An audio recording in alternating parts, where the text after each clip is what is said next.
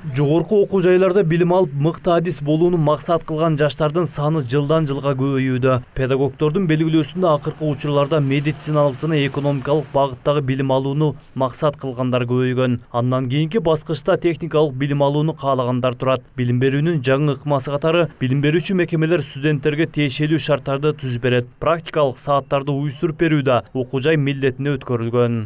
Тиешелүү шарттарды түзүп берип, билим берүүчү каражаттар менен студенттерди тааныштырып, анан студенттердин өз алдынча билим алуусуна көбүрөөк шарт.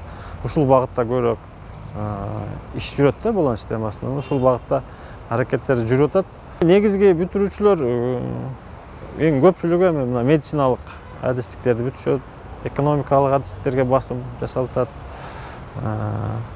Техникалык багытта азыраак. Жаш активисттердин баамында азыркы учурда жаштардын коомдогу орду өткөн 5 жылга салыштырмалуу жогору. Маселен, окуу жайларда жаштардын орду чоң дешет. Атайын студенттерден куралган комитеттер, акыйкатчы аппараты сыяктуу уюмдар түптөлгөн. Алар өз кезегинде окуу жай ректоруна чейин көйгөйлүү маселесин айтып, чечип алууга укук алган. Бизге бул боюнча студенттер өзүнүн билимин өркүндөтүү боюнча мага көбүрөөк келиши мүмкүн. Себеби бизге айтышат, менин мындай талантым бар эле, буну кантип чыгарсам болот? Жоксо кийимине байланышып, анда ишке ашырсам болот деген маселелер менен көп кайрылышат.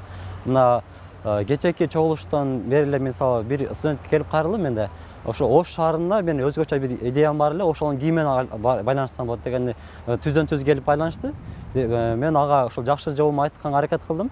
Эксперттердин баамында жогорку окуу жайлар экиге бөлүнүп калды. Алардын бири студентти эптеп дипломдуу кылууну максат кылса, экинчилери эл аралык деңгээлде эске алуу менен жогорку билимдүү адисти тарбиялоого аракет кылууда. Билим берүүдөгү мындай эки багыттуу мамиле өз кезегинде кесибин мыкты деңгээлде билбеген адистер тарбияланып калышына түрткү болууда. Бир эле факультеттин ичинде дагы эки түрдүү окутуучулар бар. Күн өткөнү болду, ал тургай сессия жакындаган мезгилде балдардын буга чейинки кандай билим бердим эле, ошону кайра сурап алайын дегенде эмес, үйрөнө элек болгон болсо, мага кошумча киреше болор эле деген сыяктуу болуп, билбеген студентти каалаган окутуучулардын саны арбыгандыгын жашырганга болбойт.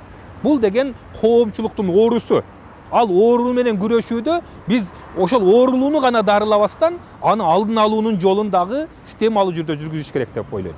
Кырдаалдан улам жогорку окуу жайдагы билим берүүгө канааттанбаган жаштардын саны арбаган. Мындай учурда келечек ээлери билимге сугарылбастан акча табууга умтулушат. Жогорку билими бар жаштардын 50%-дан ашыгы өзүнүн кесиби боюнча иштебей калууда. Бул көрсөткүч келечек ээлерине жетишээрлик билим берилбей жатканынан кабар берет. Эксперттер учурдагы билим берүү системасын өзгөртүүнү сунушташууда. Эл аралык деңгээлди эске алып караган мезгилде, демек кызматташууларды күчөтүү керек, жана ошого чын дилинен берилген жамаатты тарбиялап өстүрүү зарыл. Анткени кайсыдыр бир жамаатта башкалардын кызыкчылыгын ойлобогон, жеке кызыкчылыгы менен гана күн кечирген билим сага керек, керек болсо менден өзүң алганга аракет кыл деп гана койбостон, кантип билимге шыктандырса болот. Балким бул бизден билим алып жаткан студент эртең мекенине кандай деңгээлде салым кошо алат деген суроого менин бул берген билимим жооп боло алат деп абийир алдында өзүн соттой ала турган жамаатты түптөө бул жакшыраак натыйжа берет.